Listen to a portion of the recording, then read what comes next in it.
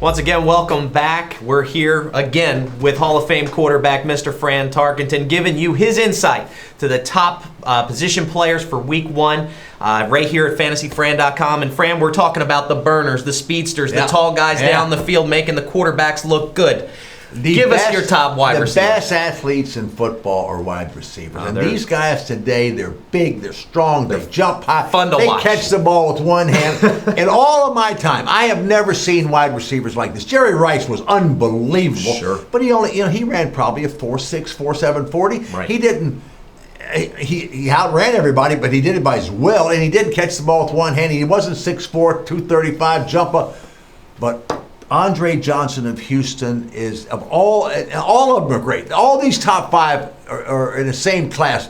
Andre Johnson is a terrific wide receiver. He can do it all. He's playing Indianapolis back again. Matt Schaub, the quarterback, they're going to have the ball a lot. Peyton Manning is not playing. Peyton Manning's more important to his team than any player in the last 20 years of football. Agreed. And without him, Indianapolis is nothing. So they won't be on the field very much. Andre Johnson's going to get a lot of looks, and Schaub's going to get a lot of passes. Andre Johnson, I think, is a good number one. Larry Fitzgerald of Arizona. This is going to be a great test for Kevin Kolb, but how about to go against the Carolina Panthers?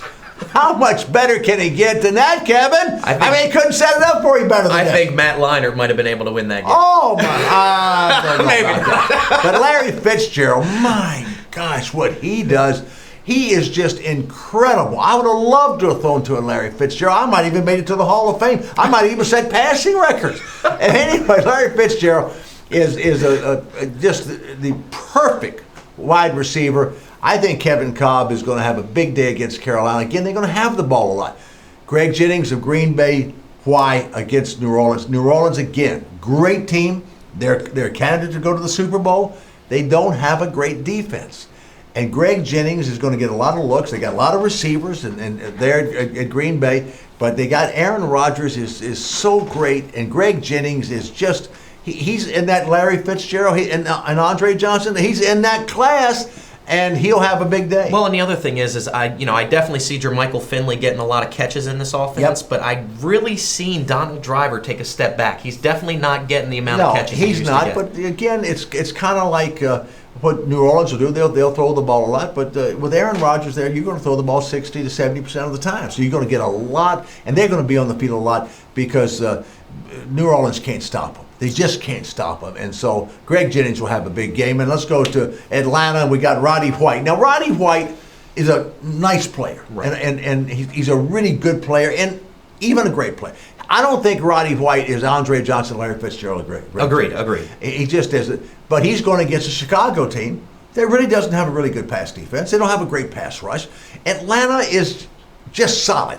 They don't have any gaps in their team. And they got a quarterback that's really a good, solid quarterback, and he wants to prove to the world, and they want to prove to the world that they can get the ball down the field. Atlanta really wants to get the ball down the field because they were beaten that way last year in the playoff game against the Green Bay Packers. And I think that you'll see Matt Ryan try to get the ball down the field more to Roddy White than anybody else. They got another, they got the kid, the Julio Jones from Alabama. He'll certainly get some catches. But it's not going to take away from Roddy White. Roddy White will get 8 or 10 catches in this game. Okay. And number 5. Number 5, Calvin Johnson, as good as he's been the last 2 years, he's got a huge upside. I watched him play at Georgia Tech. I mean, this kid is just off the charts talented.